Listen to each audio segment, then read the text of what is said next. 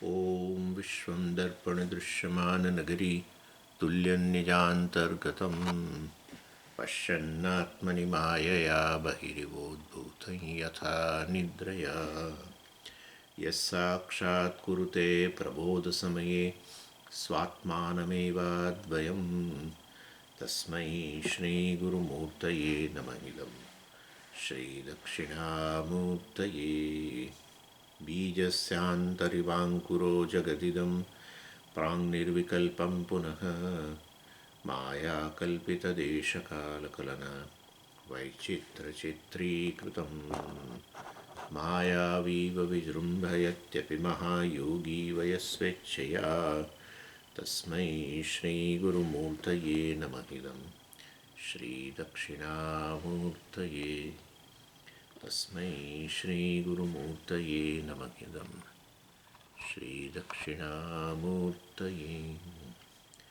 ॐ सहना भवतु सहनौ भुनक्तु सह वीर्यङ्करवावहै तेजस्विनावधीतमस्तु मा विद्विषावहै ॐ शान्तिः सदाशिवसमारम्भां शङ्कराचार्यमध्यमाम् अस्मदाचार्यपर्यन्तां वन्दे गुरुपरम्पराम्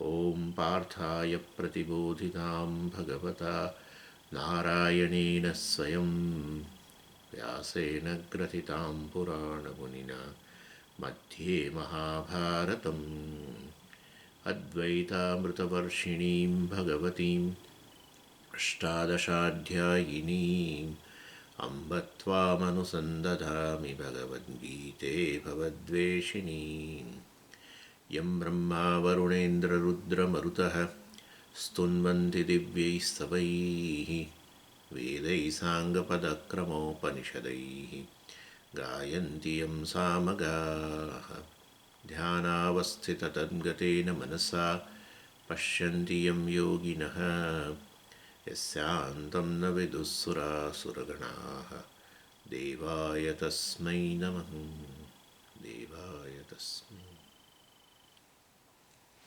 એટલે આપણે ચોથા અધ્યાયનું સાર જોઈ રહ્યા હતા અને એની અંદર પહેલા 15 શ્લોકોની અંદર આપણે જોયું કે ભગવાનના અવતારનું પ્રયોજન અને જીવના જન્મનું પ્રયોજન, ભગવાનના અવતારનું કારણ, પ્રયોજન, એના અવતારનું સ્વરૂપ, એવી રીતે જીવના જન્મ, એનું સ્વરૂપ, એનું કારણ, એનું પ્રયોજન વગેરે બધી વસ્તુઓ જોઈએ આપણે.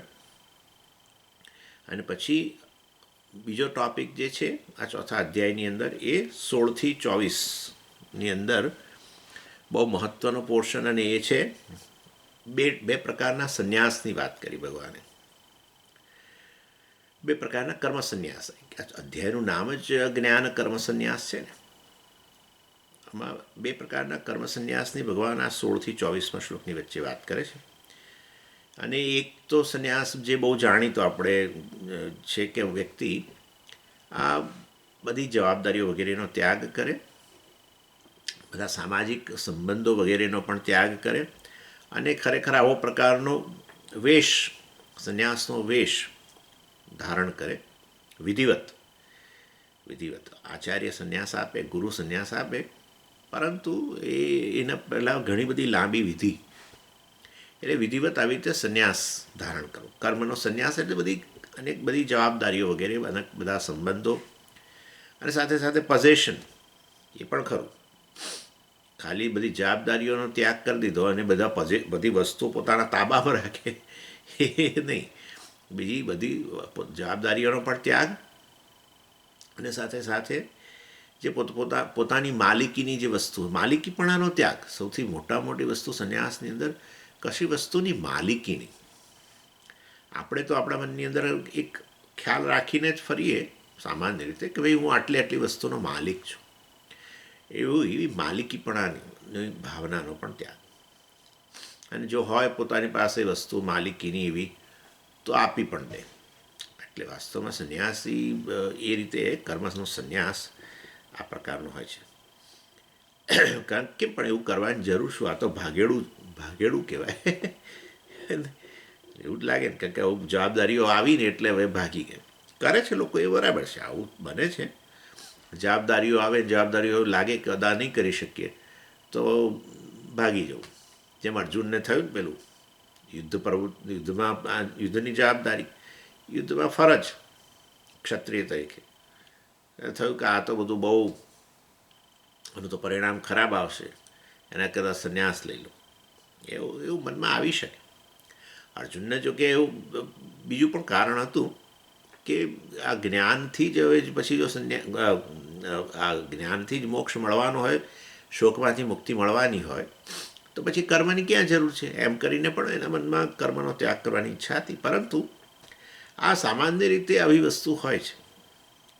એટલે પહેલો સંન્યાસ જે છે, જેની અંદર આ પ્રકારે જવાબદારીઓ વગેરે જે છે, એ જવાબદારીઓ અદા કરીને મુક્ત બને એ વધારે સારું. જવાબદારીઓમાંથી મુક્ત બને એવું નહીં, જવાબદારી ફરજો અદા કરીને પછી મુક્ત બને. પણ સ્વામીજી, ફરજો તોનો અંત જ નથી. ફરજોનો અંત આવે પછી આવી રીતે સંન્યાસ લે. ફરજોનો અંત આવેલો જ હોય છે. આપણે ફરજો આપણી રીતે ગણતા હોય છે. હજુ મારી આ ફરજ છે, હજુ મારી આ ફરજ છે. એ જરા એનું કારણ બીજું છે. એનું કારણ અસલામતી વગેરે હોય છે. સ્વામીજી, મારી હજુ ફરજ છે, દીકરાના દીકરાને મારી ફરજ છે. એ બધું આવું કંઈ શાસ્ત્રમાં નથી કહેલું. શાસ્ત્રમાં આપણા સંતાનો છે એની ફરજોની વાત થયેલી છે, પણ સંતાનોની ફરજ સંતાનોની છે. પરંતુ આપણે એમ માનીએ છીએ કે એ ફરજ એ મારી જ છે. કેમ? તો કે એ હું અદા ન કરું તો મારા સંતાનો નારાજ થાય, અને એ પ્રકારની અસલામતી વગેરે લાગે. એટલે એના કારણે અદા કરવો બરાબર છે. બાકી શાસ્ત્ર કે એવું નથી કહેતું કે પૌત્રીઓની માટે એની જવાબદારી આપણી છે. નથી, ખરેખર નથી. ચાલો, એનીવે. એટલે હવે પછી બીજી જવાબદારી, મોટી જવાબદારી, આ તો જ્ઞાનની જવાબદારી મનથી મોટી. જ્ઞાન જવાબદારી કે ફરજ? જ્ઞાન પ્રાપ્ત કરવાની ફરજ છે. આ મૂળભૂત ફરજ અદા કરવા માટે પછી બીજી ફરજોનો ત્યાગ કરી શકે, કરવો હોય તો. ન કરવો હોય ને તો જુદી વસ્તુ છે. એવું પ્રકારની આ મૂળભૂત ફરજ પ્રત્યેની આપણે એટલે સભાનતા ના આવી હોય તો જુદી વસ્તુ છે. ચાલો, એટલે આ પ્રકારે ફરજોમાંથી મુક્ત થવાય અને વિધિવત સંન્યાસ ધારણ કરી પછી અભ્યાસ વગેરે ને તે બધું. કારણ કે તમે એમાં એવું છે ને કે જો તમે આવો વેશ ધારણ ન કરેલો હોય, મતલબ કે સંન્યાસ ન લીધેલો હોય, તો લોકો અપેક્ષા રાખે. તો રાખે જ, 101% રાખે. કોઈ પણ જગ્યાએ તમે ગમે ત્યાં જાઓ ને, લોકો કંઈક તમારા પ્રત્યે ફાળાની અપેક્ષા રાખે. ફાળો એટલે આ પ્રકારે કંઈક તમે કામમાં સહાયભૂત થાઓ. લોકોને કામ વાલું હોય છે, વ્યક્તિ વાલો નથી હોતો. આપણે સમજવાનું છે આ વસ્તુ. હા, એટલે દાખલાથી કોઈ એક વ્યક્તિ ઘરમાં રહેતો હોય, કોઈ પણ પ્રકારની ફરજ અદા ન કરે તો અળખામણો જ થઈ જાય. ઘણીવાર એને બહાર ન કાઢી શકીએ આપણે, પરંતુ અંદરથી તો ઈચ્છે કે ભાઈ આ બહાર કરતાં બહાર જાય તો સારું. કોઈ પણ પ્રકારની ફરજ ન અદા કરે.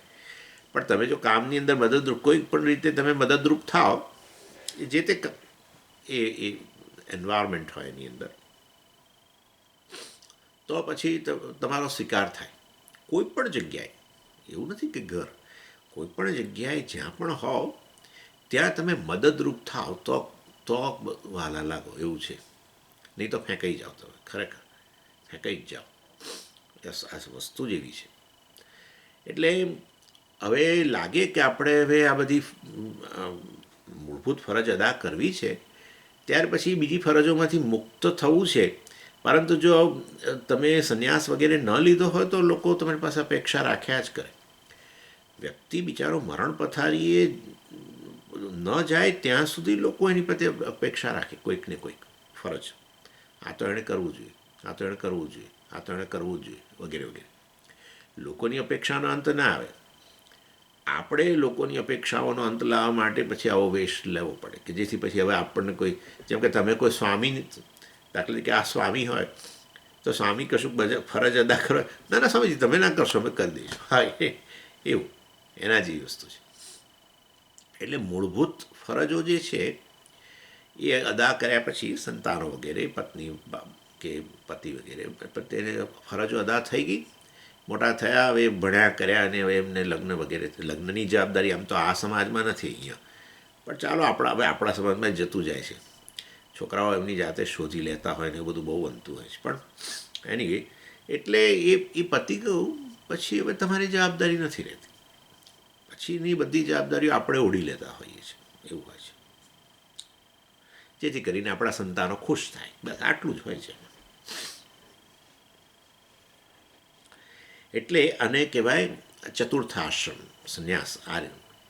એટલે એ બધી ફરજોમાંથી મુક્ત થવા માટે સંન્યાસ લેવો જોઈએ એમ નથી કહેતો, પણ સમજો એ ફરજોમાંથી મુક્ત થઈને આ મૂળભૂત ફરજ, આ જ્ઞાન પ્રાપ્ત કરવું, મોક્ષ પ્રાપ્ત કરવો, એ ફરજ અદા કરવા માટે પેલામાંથી મુક્ત થવાની જરૂર હોય છે.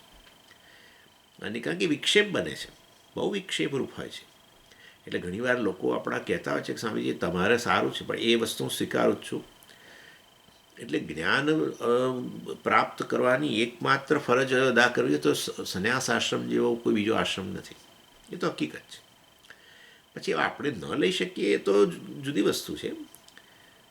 એનું કારણ કે અનેક કારણો, બીજા સામાજિક કારણો હોઈ શકે, એને એ ન લઈ શકીએ એના કારણે તો એ બરાબર છે. પરંતુ સામાન્ય રીતે આ વધારે ફેસિલિટી, આની અંદર ફેસિલિટી એટલે આ રીતે જ્ઞાન પ્રાપ્તિ માટેની અડચણો, અવરોધો ઓછા છે. ચાલો, અને એની અંદર વ્યક્તિ કાં તો આ રીતે આપણે આવી રીતે વિધિવત સંન્યાસ લઈ અને ઘરમાં ન રહે, ઘરની બહાર પણ રહી શકે. એટલે બીજે ગુરુકુળમાં જઈને પણ રહી શકે, ગુરુની પાસે જઈને રહી શકે, અથવા તો આઉટ હાઉસ, આપણા ઘરની બહાર જ એક રૂમ હોય એવી વ્યવસ્થા હોય તો એમાં, ઘરની અંદર નહીં. કારણ કે એ રોજની જે પેલી બધી જે બધું હોય ને, બધી વસ્તુઓ ચાલતી હોય એની અંદર આપણું મન પરોવાય જ પાછું. એટલે સંન્યાસ લઈને ઘરની બહાર પ્રકારે રહેવાનું. એટલે ઘણીવાર સંન્યાસ સમજે હું બિલકુલ તો બહાર તો ના જતો રહું, બહાર એટલે બીજે કોઈ જગ્યાએ, એવું તો મારાથી નહીં થાય. કારણ કે ઘરના લોકો તૈયાર નથી થતા. તમારે સંન્યાસ લેવો તો લો, પણ તમે આવી રીતે તદ્દન છોડીને બધું જતા રહો એ નહીં ચાલે. તો પછી આવી રીતે ઘરની બહાર એટલે બહાર વ્યવસ્થા હોય, રૂમ વગેરે એમાં. એટલે આ એક પ્રકારનો સંન્યાસ, વિધિવત સંન્યાસ, એને કર્મ સંન્યાસ કહેવાય. અને પણ સમજી પછી જમવાની વ્યવસ્થા શું, ઘરમાં જઈને જમી આવવાનું ને પછી પાછું આપણો પોતાના રૂમમાં આવી જવાનું, એ પ્રકાર સમજી ગયા. અને વિવિધિશા સંન્યાસ કહેવામાં આવે છે. આશ્રમ સંન્યાસ કહો, વિવિધિશા સંન્યાસ કહો, ચતુર્થ આશ્રમ આપણે જેને કહીએ, બાહ્ય સંન્યાસ કહેવામાં આવે છે. અને બીજો પ્રકારનો સંન્યાસ જે છે કે જેમાં આ રીતે વાસ્તવમાં આવો સંન્યાસ આવો ધારણ કરવાની જરૂર નથી, એ આંતર સંન્યાસ છે બિલકુલ. અને એ કેવી રીતે ઉત્પન્ન થાય? આંતર સંન્યાસ એટલે વાસ્તવમાં આવો સંન્યાસ લઈને છેવટે આમ તો ડિટેચમેન્ટ એટલે આસક્તિનો અભાવ. આસક્તિનો અભાવ એટલે શું ખબર છે? આસક્તિમાં શું હોય, જ્યાં આસક્તિ હોય ને ત્યાં આપણે વળેલા હોય, ત્યાં આપણે આધારિત થયેલા હોઈએ, એનું નામ આસક્તિ. કશીક વસ્તુનો આધાર લેવો એનું નામ આસક્તિ. આપણા સુખ માટે કે સલામતી માટે બાહ્ય જગતનો આધાર લેવો, વ્યક્તિઓનો આધાર લેવો, વસ્તુઓનો આધાર લેવો, એનું નામ આસક્તિ. એમાંથી મુક્તિ, અર્થાત લાગણીની સમસ્યાઓમાંથી કંઈક અંશે મુક્તિ. હા, લાગણી, આ બધી લાગણીની કહેવાય સમસ્યાઓ, કે આપણા સુખનો આધાર બહાર છે અને એ આપણાથી દૂર જાય છે, આમ થાય છે, બીજાનો એ બીજા તરફ વળેલો છે, મારા તરફ નથી વળેલું, આ બધી પછી એમાંથી આવતી બધી ફરિયાદો, આમાંથી મુક્તિ જોઈએ. બહુ મોટી વસ્તુ છે એ. કર્મ સંન્યાસ લો, આવો સંન્યાસ લો તો આમ તો મુખ્ય વસ્તુ અહીંયા જ છે. એટલે એ પ્રકારની એટેચમેન્ટ, આ પ્રકારની આસક્તિમાંથી મુક્તિ. દ્વેષ નહીં, કોઈ દ્વેષ નહીં, અને એવો રાગે નહીં, વૈરાગ્ય ન કહેવાય. એટલે સુખનો આધાર તમે ઘણી અંશે સ્પષ્ટ હોય તો જ આવતો કર્મ સંન્યાસ થાય. એટલે સુખ કે સલામતીનો આધાર ખરેખર આત્મા જ છે ને એ જાણવાની જરૂર છે ને એનું નામ જ મોક્ષ. આ સલામતીમાંથી મુક્તિને જ મોક્ષ કહેવાય. કે આ પ્રકારે અસંતોષ, પોતાની જાત સાથેના અસંતોષમાંથી મુક્ત થવું એને જ મુક્તિ કહેવાય. પોતાનો સ્વીકાર કરવો એમાં એને જ મુક્તિ કહેવાય. આત્મસ્વીકાર ત્યારે જ થાય જ્યારે આત્મા હું પૂર્ણ છું જાણું ત્યારે. પૂર્ણ છું, અધૂરો છું એવો હું મારી સભાનતામાં હોઉં એવો પ્રકારનો હું તો એનો સ્વીકાર ન જ કરી શકીએ. એટલે કહેવાનો આશય એ છે કે બાહ્ય સંન્યાસ લીધો હોય તો પણ આ તો જોઈએ જ, નહીં તો જ્ઞાન થવાની સંભાવના જ નથી.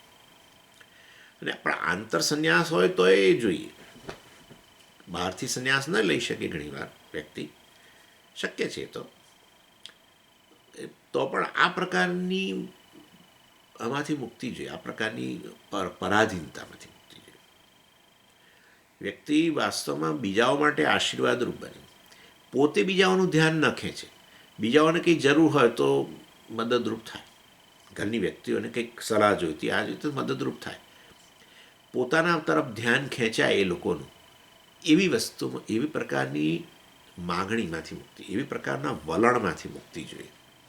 બીજાઓનું ધ્યાન આપણા તરફ ખેંચાય, એ લોકો ધ્યાન જો ના આપે તો આપણને ખરાબ લાગે. આ બધી વસ્તુમાંથી મુક્તિ જોઈએ. એ લોકોને માટે આપણે ધ્યાન આપી શકીએ, એ લોકોને ધ્યાન આપવું જેવું નહીં. એ લોકોને જરૂર હોય તો મારું ધ્યાન દોરશે તો હું જરૂર એમાં મદદરૂપ થઈશ, પણ હું એ લોકોનું ધ્યાન સતત નહીં ખેંચું.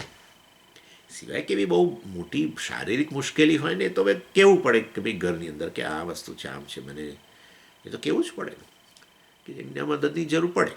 પણ લાગણીઓની રીતે આપણે ઘરમાં રહેતા હોય તો આપણને એવું લાગે, દાખલા તરીકે કે આ બધા લોકો જાણે કે હવે મારી કોઈ જરૂર જ ના હોય એ પ્રકારે વર્તે છે, મારા તરફ જરાય ધ્યાન જ નથી આપતા, મારા નિષ્કાળજી મારી લે છે, મારા તરફ બેદરકારી છે, એમ કરીને અંદર આંતરિક રીતે પેલું ફરિયાદો ચાલતી હોય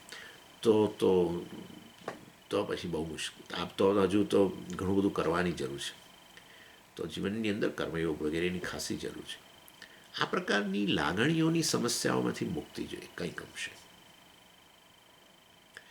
બાહ્ય સંન્યાસ હોય કે આંતર સંન્યાસ હોય, પણ ચાલો બાહ્ય સંન્યાસ ન લીધો હોય ને આંતર સંન્યાસ હોય તો આ એક પહેલી મોટી રિક્વાયરમેન્ટ છે કે આપણે રહેતા હોઈએ ઘરની અંદર તો પણ એક ઘરના વાતાવરણ વગેરેથી પ્રભાવિત ન થવું. જેમ પેલું જળનું બિંદુ પડ્યું હોય આપણા પેલા કમળના પાંદડી ઉપર, પણ બિલકુલ જેમ પ્રભાવિત ન થાય એ પ્રકારે. આના માટે ખાસું જ્ઞાન વગેરે પ્રાપ્ત કરવું જ પડે. આ જ્ઞાન વગેરે દ્વારા જ આવા પ્રકારની અસંગતા આવે, એ તો એમને ના આવે. પરંતુ એટલે પણ તો જ્ઞાન પ્રાપ્ત કરવા માટે તો આવા પ્રકારનો સંન્યાસ જોઈએ. તમે કહો છો આવા સંન્યાસ માટે જ્ઞાન જોઈએ, બરાબર છે. એટલે મેં કહ્યું પ્રમાણે કર્મયોગ દ્વારા આ રીતે વ્યક્તિ લાગણીની રીતે પરિપક્વ બને ને પછી એનું ધ્યાન બધું આ શ્રવણ મનન નિધિધ્યાસન તરફ, અને એ પ્રાપ્ત કરે અને પછી એમ કરતાં છેવટે આંતર સંન્યાસ પ્રાપ્ત કરે, સંપૂર્ણપણે એ મુક્ત બની જાય આ લાગણીની સમસ્યામાંથી. એને કહેવાય આ બીજા પ્રકારનો કર્મ સંન્યાસ, જેને જ્ઞાન કર્મ સંન્યાસ, જે આ અધ્યાયનો ટૉપિક છે. એટલે કેવી રીતે એ વસ્તુ પ્રાપ્ત કરવી એ તેના માટે મેં કહ્યું પ્રમાણે આત્મજ્ઞાન જોઈએ. તમે જો તમારા વિશેનો ખ્યાલ એક પ્રકારનો હોય તો તમે પરાધીન રહો. તમારા વિશેનો ખ્યાલ બદલાઈ ગયો હોય, હવે આત્માને જાણતા હોવ, હું કોણ છું એ વસ્તુનું સ્વરૂપ તમને સ્પષ્ટ થયું હોય, તો પછી તમે આ બધામાંથી મુક્ત બની જાઓ, પરાધીનતા ન રહે. અને જે કંઈ આપણી પરાધીનતા હોય છે ને એનું મુખ્ય કારણ આ જ હોય છે, આપણા વિશેનો ખ્યાલ જુદો હોય છે. જો હું આ શરીર છું, મન છું, બુદ્ધિ છું, પ્રાણ છું એ પ્રકારનો ખ્યાલ હોય તો પરાધીનતા રહેવાની જ છે, સ્વાભાવિક છે. એટલે બરાબર છે, હું શરીર છું એ પ્રકારનો ખ્યાલ હોય તો શારીરિક રીતે તો બાહ્ય જગત પર પરાધીન હોઈએ, અને એ તો બરાબર છે એમાં કોઈ મુક્ત. પણ હું મન છું એટલે પછી મનની અંદર આ બધી વિવિધ પ્રકારની લાગણીઓની વિશે માગણી હોય, અને એના માટે થઈને પછી આપણે બહાર પરાધીનતા હોય.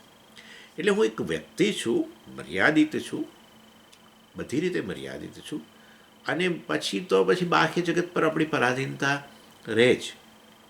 પરંતુ આ રીતે જે વ્યક્તિએ કર્મયોગ વગેરે દ્વારા પરિપક્વતા મેળવી છે અને પછી આત્મજ્ઞાન જ પ્રાપ્ત કરી રહ્યો છે, એ ધીરે ધીરે આંતરસન્યાસ એને આવતો જાય, આંતરસન્યાસ આવતો જાય, જેની અંદર પોતાના વિશેનો હવે જે પેલી ભૂલ હતી કે હું શરીર મન બુદ્ધિ છે એ પ્રકારની ભૂલમાંથી એ મુક્ત બની ગયેલો છે.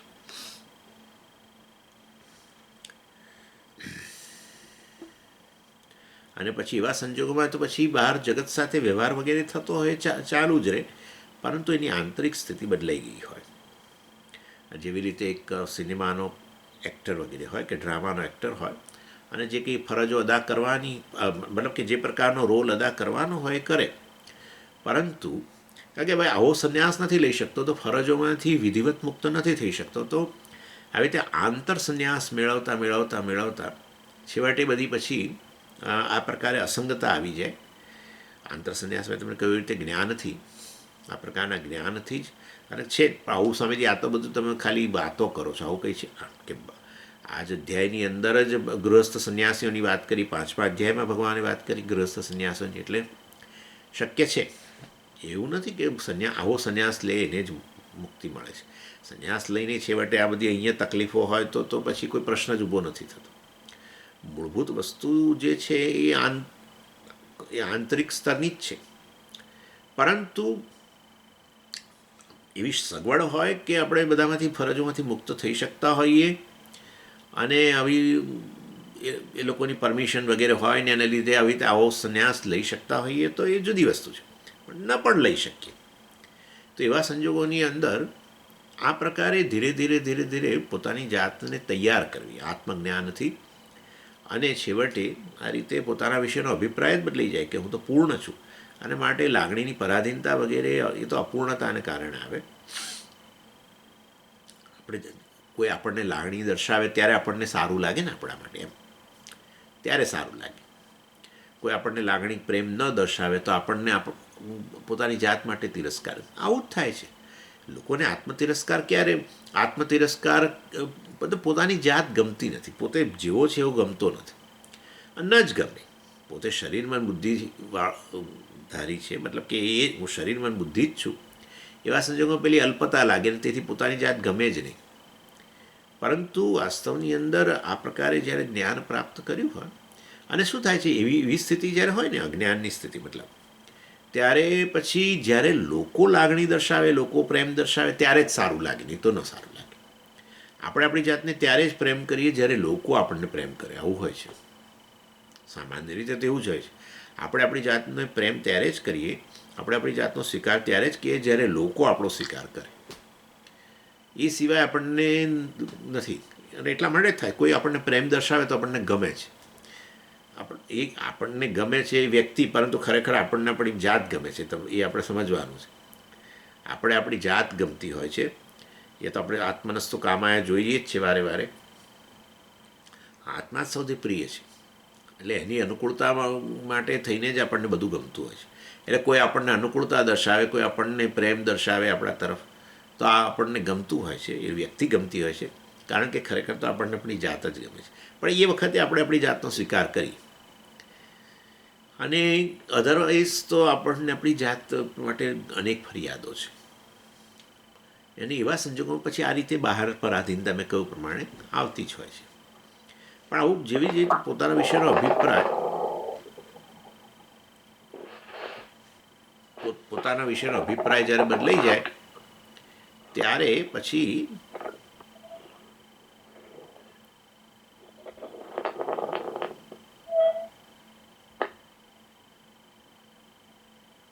પોતાના વિશેનો અભિપ્રાય જ્યારે બદલાઈ જાય ત્યારે પછી આવી રીતે જ્ઞાન પ્રાપ્ત તો વ્યક્તિ જ્યાં હોય ત્યાંનો ત્યાં જ. પણ હવે એ આંતર સંન્યાસ, જેને જ્ઞાન કર્મ સંન્યાસ કહેવાય છે, પેલો કર્મ સંન્યાસ હતો પહેલો. આ જ્ઞાન કર્મ સંન્યાસ છે. અને એમાં પેલું જે કંઈ એની સામાન્ય ફરજો જે કંઈ હોય એ ચાલુ જ રહે. ગૃહસ્થ તરીકે પછી તો તમે ચાલુ ગૃહસ્થ તરીકે જ તમે આ બધું જ્ઞાન પ્રાપ્ત કર્યું છે ને હવે આંતર સંન્યાસ મેળવ્યો છે, તો બાહ્ય પેલી ફરજો જે છે એ ચાલુ રહે તો પણ એના માટે હવે કોઈ ફરજો જેવું રહ્યું જ નથી. ફરજો ત્યારે જ બને છે અને મોટાભાગે તો આપણને કર્તૃત્વ જેમાં આપણને નડે છે. આપણો કર્તૃત્વનો બોજો હોય છે. ફરજોનો બોજો ખરેખર કર્તૃત્વનો બોજો છે. એ કર્તૃત્વને કારણે આપણને બોજો લાગે, બાકી ન લાગે. ઘણીવાર તમે કરતા હો એવી ફરજો અદા કરતા હો છો ઘણીવાર કે જેમાં તમને બોજો નથી લાગતો, કારણ કે કર્તૃત્વ બહુ રહ્યું નથી. એટલે જ્ઞાનથી જ્યારે કર્તૃત્વ વગેરેને માંથી મુક્ત બન્યા તમે, ત્યારે એવા સંજોગોની અંદર હવે પેલી રોલ પ્લેઇંગ જેને કહીએ આપણે, એક ફરજો અદા કરે પરંતુ એક ખાલી જો પેલો અભિનેતા જેમ કેવા જુદા જુદા પ્રકારનું કામ કરતો હોય એક રોલ લઈને, બસ એવું પ્રકારની વ્યવસ્થા રહે. એટલે આ વાસ્તવની અંદર આ જ્ઞાન કર્મ સંન્યાસ ખરેખર મુખ્ય સંન્યાસ છે. કર્મ સંન્યાસ તો બરાબર છે, કર્મ સંન્યાસ લઈને જ્ઞાન તો પાછું પ્રાપ્ત કરવાનું જ છે ને. કર્મ સંન્યાસ લઈને વાસ્તવમાં જ્ઞાન કર્મ સંન્યાસી બનવાનું છે. એટલે મૂળ તો કર્મ સંન્યાસ તો ખાલી એક વ્યવસ્થા, જ્ઞાન પ્રાપ્તિ માટે એક સારી વ્યવસ્થા છે. તો મૂળ સંન્યાસ છે આ જ્ઞાન કર્મ સંન્યાસ, જેને વિદ્વત સંન્યાસ પણ કહી શકાય. પેલો વિવિધિશા સંન્યાસ. વિવિધિશા એટલે વેદિતુમ ઈચ્છા, જાણવાની ઈચ્છાથી, આત્માને જાણવાની ઈચ્છાથી, મોક્ષ પ્રાપ્ત કરવાની ઈચ્છાથી લીધેલો આશ્રમ સંન્યાસ, ચતુર્થાશ્રમ. એ લઈને છેવટે જ્ઞાન પ્રાપ્ત કરીને જ્ઞાન કર્મ સંન્યાસી જ બનવાનું છે. પણ જે લોકો ન લઈ શકે એવો સંન્યાસ, એ લોકો આ રીતે ગ્રસ્થાશ્રમમાં રહીને જ છેવટે જ્ઞાન પ્રાપ્ત કરીને જ્ઞાન કર્મ સંન્યાસી બને.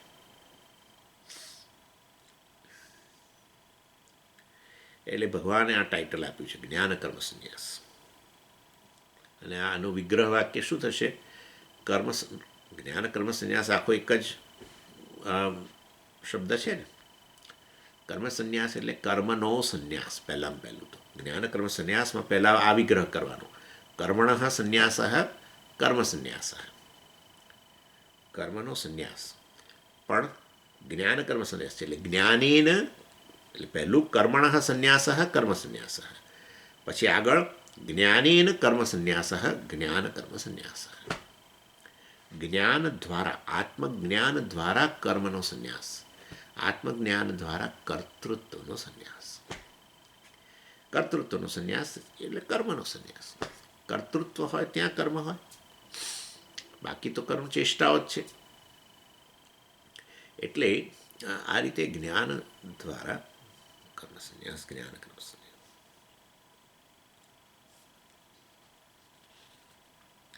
અને આ શેના જેવો છે? તો કહે છે કે વ્યક્તિએ દાખલા તરીકે તમે તમારું મકાન વેચી દીધું, બરાબર, અને તમે બીજી જગ્યાએ તમારે હવે મૂવ થવાનું છે, તમારે જવાનું છે. પણ વેચેલા મકાનની અંદર તમે થોડોક સમય રહ્યા, કારણ કે તમારે પેલી બીજું તમારું મકાન તૈયાર થાય છે, એટલે આ મકાનનું ડીલ તમે કરી દીધું, વેચી દીધું, સંયો થઈ ગઈ, બધું પતી ગયું. પણ હવે તમે જેને વેચ્યું એણે કહ્યું કે અમે થોડા દિવસ જરા હજુ અહીંયા રહીશું, કારણ કે અમારું પેલું મકાન તૈયાર થાય છે, પછી અમે મૂવ કરીશું. પણ તમે વેચાઈ ગયેલા મકાનમાં જેમ રહેતા હો ને, એના જેવું આ વ્યક્તિનું હોય છે, જ્ઞાન કર્મ સંન્યાસીનું. શું? એને આ મકાન વેચાઈ ગયું, હવે સિગ્નેચર થઈ ગઈ, કોને અપાઈ ગયું? ભગવાનને અપાઈ ગયું. આ તો ભગવાન ક્યાંથી આવ્યા? તો જ્ઞાન કર્મ તો આત્મા બ્રહ્મ છે ને આ બધું, એમાં પાછો ઈશ્વર ક્યાંથી વચ્ચે લઈએ? પણ આ બધું બે પ્રકારની દ્રષ્ટિ હોય કે આ બધું ઈશ્વરનું છે. મારું છે તો રહે જ નહીં. મારું રહ્યું તો પછી જ્ઞાન જ ક્યાં થયું છે? અહંકાર રહ્યો તો પછી જ્ઞાન ક્યાં થયું છે? અહંકાર એટલે અહમપણું હોવું. અહમપણું કશામાં રાખી શકાય એવું જ નથી. અહમપણું વાસ્તવની અંદર રાખી શકાય એવું છે જ નહીં. આ બધું ઈશ્વરનું છે, એ પણ જ્ઞાન જ છે. તમારી બુદ્ધિ એ ઈશ્વરની અભિવ્યક્તિ છે. મન ઈશ્વરની અભિવ્યક્તિ છે, તમારી મેમરી ઈશ્વરની અભિવ્યક્તિ છે, તમારું શરીર ઈશ્વરની અભિવ્યક્તિ છે, તમારા પ્રાણ ઈશ્વરની અભિવ્યક્તિ, બધું ઈશ્વરનું જ છે ને ભાઈ. એટલે બધું ઈશ્વર છે એ પ્રકારની દૃષ્ટિ. એટલે સિગ્નેચર કરી દીધી તમે, આ અપાઈ ગયું. પહેલાં કબજો જમાવીને બેઠા હતા, હા હું છું, હા મારી પાસે કામ લે છે, આ બધું મારી પાસે કામ લે છે, એટલે એટલે આની માલિકી મારી છે એમ. ખોટો ભ્રમ જ હતો ને. તો અજ્ઞાનને કારણે જ અહંકાર આવે છે, એ તો આપણે કહીએ છીએ. અજ્ઞાનને કારણે જ આમાં અહમ બુદ્ધિ થઈ છે, એના લીધે જ હેરાન થઈએ છીએ. આમાં અહમ બુદ્ધિ, આમાં માલિકીપણું કરીને કંઈક રાજી થવા જેવું નથી. હા, આમાં માલિકીપણું કરીને ઉપરથી મર્યાદિત બની ગયા છે. વાસ્તવમાં મારો સ્વભાવ જ નથી. જેવી સિગ્નેચર કરી આ બધું ઈશ્વરનું છે, અને પછી છેવટે અધિષ્ઠાનના રૂપમાં તો હું જ છું. ઈશ્વરનું અધિષ્ઠાન, ઈશ્વરનું સત્ય, ઈશ્વરનો આત્મા કે મારો આત્મા એક જ છે. એટલે હું બ્રહ્મ છું એ જ્ઞાન પ્રાપ્ત કરો ત્યારે એ જ્ઞાની પછી ક્યાં તો આ બધું જગત જે જુએ કયા રૂપમાં જોઈએ? ઈશ્વરના રૂપમાં જુએ, એમ પણ કહી શકો. અથવા અહમના રૂપમાં જુએ, આત્માના રૂપમાં જુએ, એમ તમે કહી શકો. આઈધર વે સરખું જ છે. એટલે વાસ્તવની અંદર આ રીતે આ જ્ઞાન કર્મ સંન્યાસ દ્વારા જાણે કે આ મેં તમને ઉદાહરણ આપ્યું એના માટે કે આ જ્યાં આપણે ઘર વેચી દીધું હોય એના જેવું છે. કારણ કે આપણું એટલે એ ભાઈ ઘરમાં દાખલા તરીકે વેચ્યા પછી તમે રહેતા હોવ તો કેવું તમારી મનમાં સ્થિતિ હોય તમે વિચારો. તમારું વલણ બદલાઈ ગયું હોય. મકાન વેચ્યું નહોતું ત્યારે તો આમ હું માલિક છું એનો. હવે વેચાઈ ગયા પછી તમે હજુ એ ઘરમાં રહેતા હોવ તો તમારું આખું વલણ એ ઘર પ્રત્યેનું બદલાઈ ગયેલું હોય છે કે ભાઈ આપણું નથી, આપણે રહીએ છીએ. થોડા દિવસ કહ્યું છે એમને કે અમે થોડા દિવસ પછી ખાલી કરીશું, એવી રીતે તમે રહો. સમજી ગયા? આ પ્રકાર. એટલે પછી સમજી અમે તો આવી રીતે વેચી દઈએ પછી તમે એને કાળજીએ ના લઈએ, એ જુદી વસ્તુ છે. એવું ઘણા એવું એ કરે કે હવે આ બહાર ગાર્ડનની અંદર બધું ઉગી નીકળ્યું હગાશે, હવે આપણે ક્યાં વેચી દીધું છે, હવે તો આવશે જે જેણે લીધું છે કરશે બધું આપણે. એટલે આપણા ઘરમાં પૌત્ર ફરતો હોય ને પૌત્ર પછી આ દિવાલો પર લીટીઓ કરે ને બધું કરે. હવે આપણને કશું ના થાય. હવે કશું ના. પહેલાં લીટીઓ કરતા દિવાલ બગાડે છે, આમ કરે તેમ કરે. પેલી માલિકીપણાની ભાવના હતી ને ત્યારે. આ તો એક ખાલી રમૂજ માટે કહું છું. પરંતુ એને ઇન શોર્ટ એક વેચેલા મકાનમાં વ્યક્તિ રહેતો હોય અને કેવું એનું વલણ હોય કે ભાઈ આપણું નથી હવે બસ એ. એટલે કે આ શરીર વગેરે મારું નથી, એ બધું ઈશ્વરનું છે. આ દ્રષ્ટિ હોય જ્ઞાની. અથવા બધું હું જ બ્રહ્મ છું એ રીતે દ્રષ્ટિ હોય તો પછી આ વસ્તુ મિથ્યા છે એ પ્રકારે દ્રષ્ટિ હોય.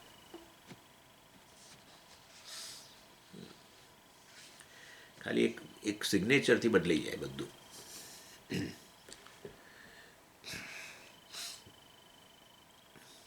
અને એ વસ્તુ ભગવાને બહુ સરસ રીતે કહી ત્યાં 19મા શ્લોકમાં, યસ્ય સર્વે સમારંભા કામ સંકલ્પ વર્જિતા જ્ઞાનાગ્નિ દગ્ધ કર્માણમ તમાહુ પંડિતમ બુધાહ.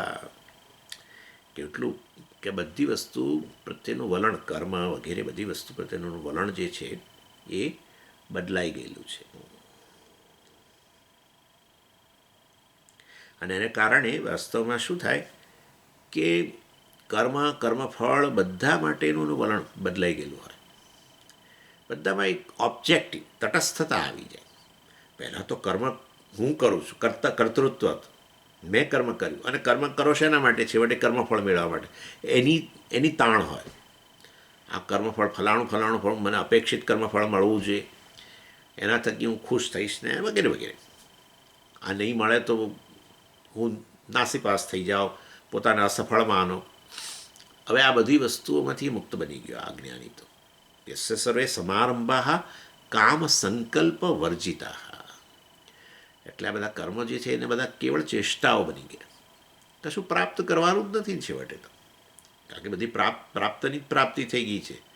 અને મૂળ જે પ્રાપ્ત કરવાનું હતું મૂળભૂત રીતે એ જ પ્રાપ્ત થઈ ગયું છે. એટલે પછી પહેલાં તો એક કર્મફળ મળે એના પર બધો આધાર હતો સુખનો. આપણે અપેક્ષિત કર્મફળ મળે એના પર સુખનો આધાર હતો, સલામતીનો આધાર હતો. હવે તો જાણી લીધો છે પછી હવે જે કંઈ આ શરીર થકી જે કંઈ બધી પ્રવૃત્તિઓ થતી હોય એ બધી પ્રવૃત્તિઓ કેવળ ચેષ્ટા હોય. અને અર્થાત અને એટલે વાસ્તવમાં એનો અર્થ એવો નહીં કે સ્વામીજી ચેષ્ટા એટલે એ વ્યક્તિ બિલકુલ કશું એને પેલો સફળતા નિષ્ફળતા જેવું કશું દેખાય જ નહીં. કર્મ કર્મ એણે કર્યા હોય એના કર્મો ના કહેવાય, પરંતુ ચાલો કહીએ અત્યારે એ જે કંઈ એણે કર્મ કર્યા હોય એ બધા વાસ્તવની અંદર સમજો ને કદાચ કોઈ જ્ઞાની હોય ને એણે આપણા ધર્મના પ્રચાર માટે કંઈક સંસ્થા ઊભી કરી અને ન ચાલ્યું, અથવા કોઈક બીજું કાર્ય શરૂ કર્યું એ ધર્મના પ્રચાર માટે કે ધર્મને એસ્ટાબ્લિશ કરવા માટે, અને ચાલ્યું ન ચાલ્યું, લોકોએ સહકાર આપ્યો ન આપ્યો, તો એનો અર્થ એવો નહીં કે પછી એને કશી ખબર જ ના પડે. સ્વામીજી એને કોઈ સફળતા નિષ્ફળતા જેવું કશું અંદર દેખાય જ નહીં. એટલે કર્મફળ જે છે એમાં લાગે ખરું એને કે ભાઈ આ મેં ઉપાડ્યું કર્મ વગેરે, પરંતુ એ સફળ નથી થયું અથવા સફળ થયું છે જે હોય એને ખબર પડે, પરંતુ એનાથી પ્રભાવિત ન બને. હું સફળ છું કદી ના આવે, હું નિષ્ફળ છું એવો ભાવ ના આવે, કારણ કે કર્તૃત્વ હોય તો એ ભાવ આવે. મેં કામ ઉપાડ્યું અને આ કામ સફળ થયું માટે હું સફળ છું, એ આપણી સ્થિતિ છે અજ્ઞાનીની.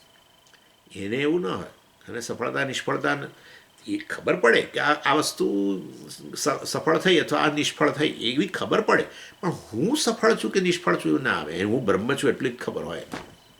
હું સફળ છું નિષ્ફળ છું એ જીવ તરીકે હોય બધું. આ બહુ મોટી વસ્તુ છે. આપણને તો નાની નાની વસ્તુમાં કેટલું બધું તાણ રહે છે.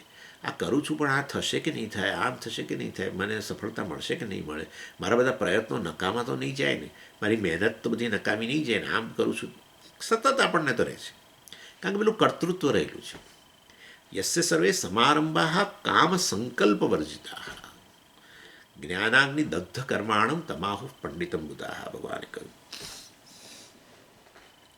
એટલે આ રીતે એની સફળતા નિષ્ફળતા એને ખબર પડે કે આ વસ્તુ સફળ થઈ આ ન થઈ, પરંતુ એની જે ઇમ્પેક્ટ એના પર આવવી જોઈએ એ ઓછી થઈ.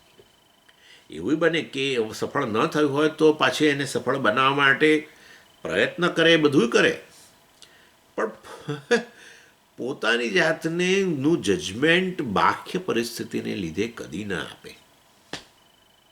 આપણે તો આપણા વિશેનો અભિપ્રાય બાહ્ય જગત પર, મેં તમને કહ્યું ને ઘણી રીતે બાહ્ય જગત પર આધારિત. બસ બાહ્ય જગતમાં અનુકૂળ બન્યું તો સફળ, બાહ્ય જગતમાં અનુકૂળ ન બન્યું, કશું કર્યું અને પ્રયત્ન કર્યો અને છતાં અનુકૂળ ન બન્યું, નિષ્ફળ. હું સફળ હું નિષ્ફળ એ ના આવે, એનો હું બદલાઈ ગયેલો છે ક્યાંનો. હું પૂર્ણ છું કે એને કહેવું હતું એવું કહી શકો હું સફળ જ છું. સફળતા થકી જે પ્રાપ્ત કરવાનું છે એ હું જ છું. સફળતા પ્રાપ્ત કરો એટલે શું થાય તમે જ કોને વિચારો. સફળતા પ્રાપ્ત કરો તો શું અંદર હૃદયમાં થાય? આનંદ થાય. બીજું શું થાય? આનંદ એટલે શું કે અંદરથી જે મર્યાદા લાગતી હતી મર્યાદા જતી રહે, થોડોક સમય માટે જતી રહે. જે અનેક મર્યાદાઓ લાગતી હતી, જેવો આનંદ થયો એટલે શું આ મર્યાદાઓમાંથી છૂટી ગયા. હું આમ મર્યાદામાંથી છૂટ્યા એટલે એવો હું કેવો હોય, અમર્યાદિત છે એવો અનુભવ થાય. That's it. બીજું શું? હું અમર્યાદિત છું, પૂર્ણ છું. તો એ વસ્તુ તો એણે જ્ઞાનથી મેળવી લીધી છે. માટે હવે પોતાની જાતને સફળ નિષ્ફળ કહીને એનાથી પ્રભાવિત ન થાય. હર્ષ જન્મે, નિષ્ફળતા હોય તો શોક જન્મે.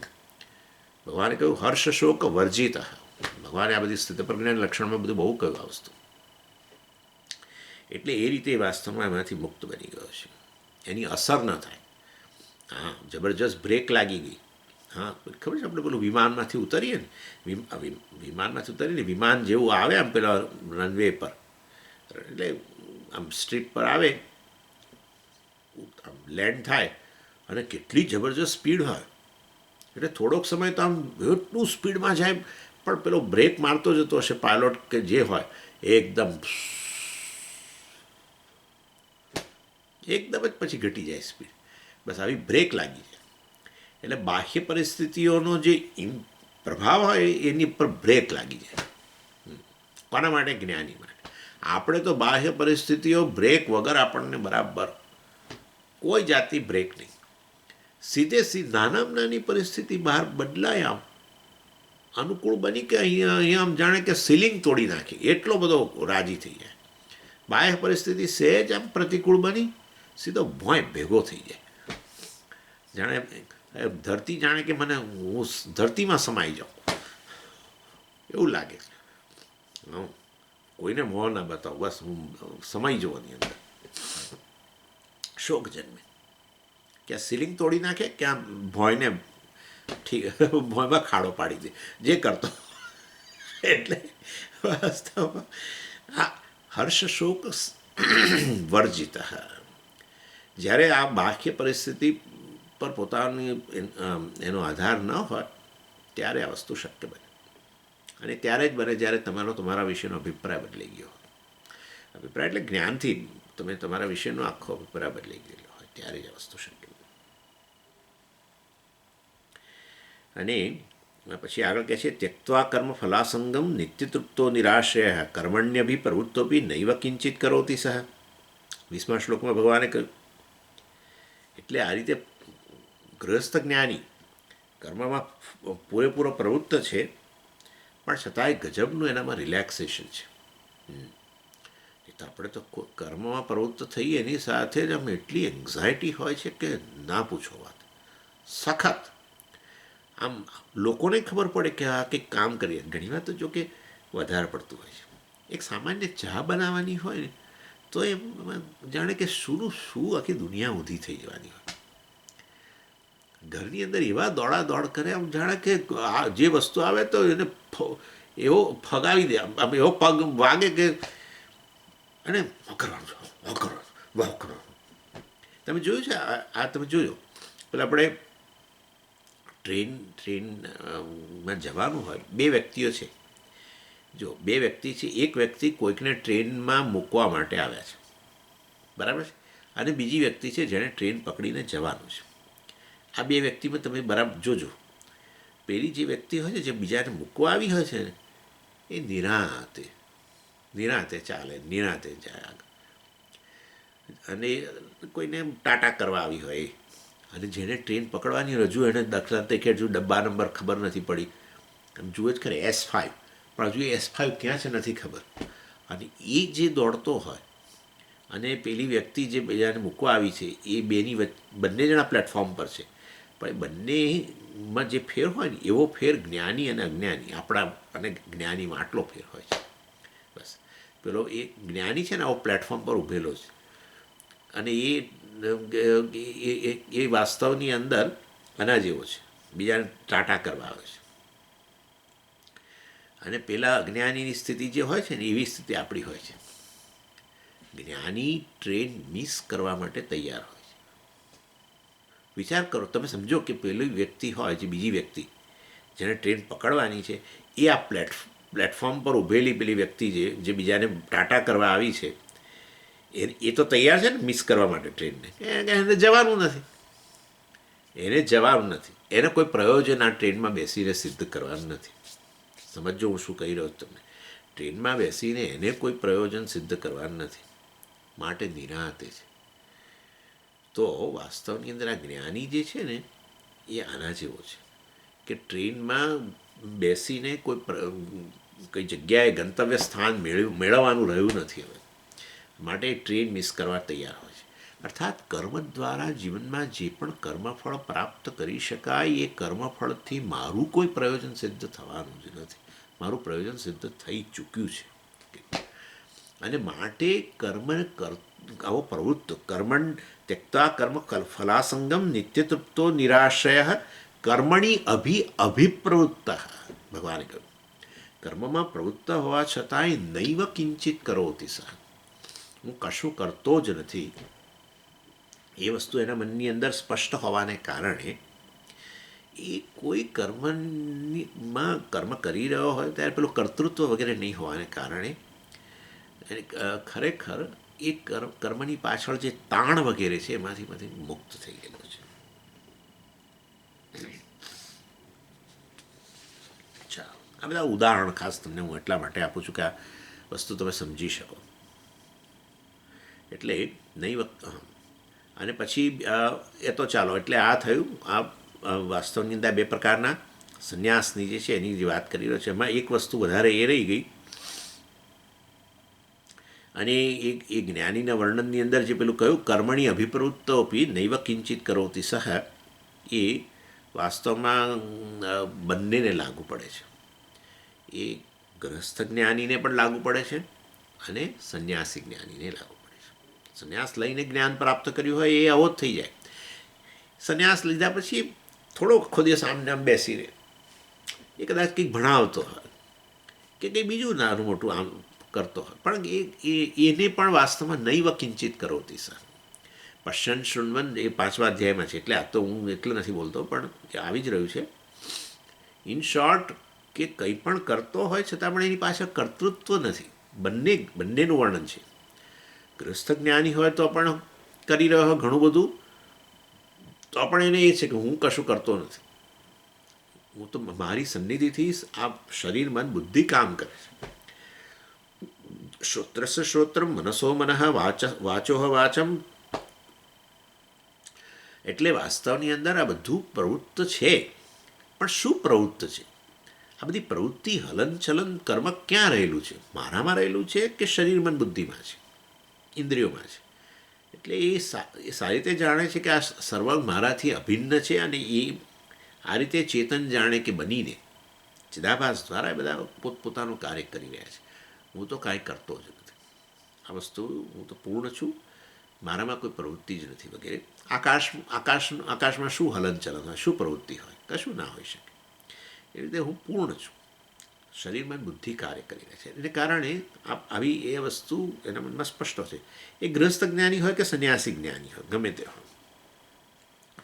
પરંતુ પછી જે ભગવાને કહ્યું ને 24મા શ્લોકમાં, એ ગ્રસ્થ જ્ઞાનીને લાગુ પડે છે કે કર્મ કરતો હોવા છતાંય હું કંઈ કરતો નથી. એના માટે ભગવાને જે ઉદાહરણ આપ્યું એ ખરેખર ગ્રસ્થ જ્ઞાનીને લાગુ પડે છે.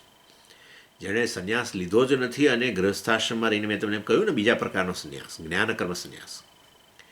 કર્મનો સંન્યાસ લીધો જ નથી, બધા છોડીને કંઈક વિધિવત આવો વેશ ધારણ કર્યો જ નથી. ગ્રસ્થ આશ્રમમાં રહીને જે જ્ઞાની બન્યો છે એના માટે ભગવાને 24મા શ્લોકમાં કહ્યું, બ્રહ્માર્પણમ બ્રહ્મ હવેહી બ્રહ્માગ્નૌ બ્રહ્મણાહુતમ બ્રહ્મૈવ તેન ગંતવ્યમ બ્રહ્મકર્મ સમાધિના. એટલે આજે જે છે ને શ્લોક, એ ગ્રસ્થ જ્ઞાનીને લાગુ પડે છે. બ્રહ્માર્પણમ બ્રહ્મ હવેહી વગેરે વાસ્તવની અંદર બ્રહ્મા એટલે એક યજ્ઞ ચાલી રહ્યો છે. ગ્રસ્થ છે એના માટે કે કોઈ યજ્ઞ કર્મ કરી રહ્યો છે, પરંતુ જ્ઞાની છે તો એ વાસ્તવમાં અગ્નિને બ્રહ્મના રૂપમાં જુએ છે. આહુતિ આપનાર જે યજમાન પોતે, એને બ્રહ્મના રૂપમાં જુએ છે.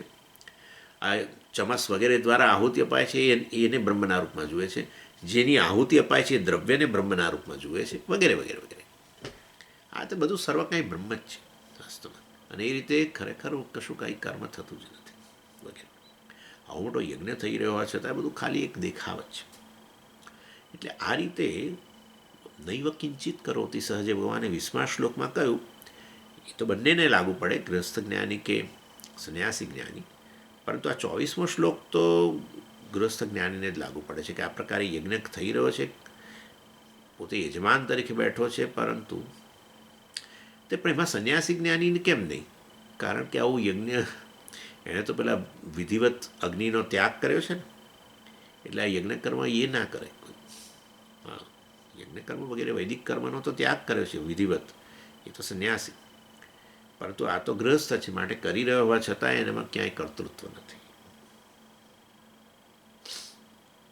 એટલે એના પરથી આટલું તો આપણે સમજી જ જઈએ કે મોક્ષ માટે કોઈ ફલાણા આશ્રમમાં રહેવું, સંન્યાસી જ બનવું, એવો કોઈ નિયમ રહ્યો જ નથી. એવો કોઈ નિયમ છે જ નહીં. એ ખાલી એ વસ્તુ વાસ્તવની મોક્ષને સંબંધ છે આ આત્મજ્ઞાન સાથે, વિઝડમ, આત્મજ્ઞાન સાથે સંબંધ છે. આત્મજ્ઞાનનો અભાવ તો મોક્ષ ના હોય, ભલે સંન્યાસી હોવ તો પણ. અને ખરેખર મોક્ષ ના હોય તો શું હોય? બંધન જ હોય. સંન્યાસી હો ને આપણે જ્ઞાન પ્રાપ્તિ માટે પ્રયત્ન ન કરતા હોઈએ તો બંધન જ હોય. અને ગ્રસ્થ આશ્રમમાં હોઈએ ને જ્ઞાન પ્રાપ્તિ માટે પ્રયત્ન ન કરતા હોઈએ તો એ બંધન હોય. બંધનને સંબંધ કોઈ આશ્રમ સાથે નથી. અમે સ્વામીજી તો સંન્યાસીઓ હોય, તમે તો મુક્ત. હવે તમારે તો મોક્ષ નક્કી સ્વામીજી, અને અમે તો સંસારી રહ્યા સ્વામીજી, અને અમે તો આવા જ રહેવાના, અમે તો આવા બંધનમાં જ રહેવાના, અમારે તો કયા પાપ કર્મો છે ને આમ છે ને તેમ છે. આ બધું કેવળ બકવાસ છે, કેવળ બકવાસ. જો ભગવદ્ ગીતાનો અભ્યાસ કરો તો આ વસ્તુમાંથી તમે મુક્ત બની જાઓ. આજે હું વાક્યો હમણાં બોલી ગયો ને, એ બધા વાક્યો જગતમાં પોપ્યુલર છે આપણા ભારતની અંદર. સંન્યાસી એટલે મોક્ષ, અને અમે તો સંસારી રહ્યા સ્વામીજી. તમે અમને આશીર્વાદ આપો કે અમે હવે ભવિષ્યમાં આ બધા ઉલઝનમાં ના પડીએ સ્વામીજી. આ તો કયા સંજોગોમાં મેં વળી લગ્ન કરી લીધા, મેં આમ કરી લીધું, અને હું તો આ બંધનમાં પડી ગયો, અને તમે મુક્ત બની ગયા, તમે તો બહુ આમ તેમ પુણ્યશાળી. સંબંધ મોક્ષને સંબંધ જ્ઞાન સાથે છે, આશ્રમ સાથે નહીં. અને એટલા માટે ભગવાને ગ્રસ્થ જ્ઞાનીનું વર્ણન કર્યું અને સંન્યાસી જ્ઞાનીનું વર્ણન કર્યું. એ જ બતાવે છે કે આશ્રમ ગમે તે હોય, તમે જ્ઞાન પ્રાપ્ત કરો તો સંસારમાંથી મુક્ત બનો, નહીં તો નહીં. એ વસ્તુ નક્કી છે.